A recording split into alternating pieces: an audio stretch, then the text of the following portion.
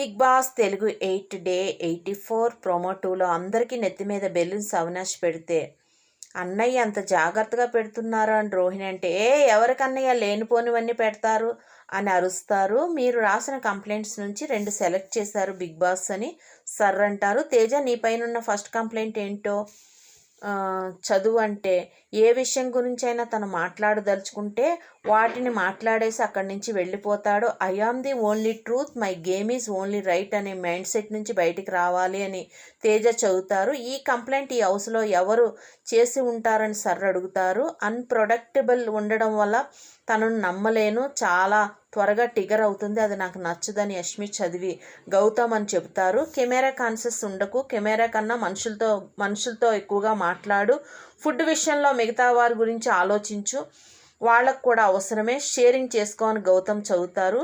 మీకు అవినాష్ ఒక కవచంలో అనిపిస్తుంది.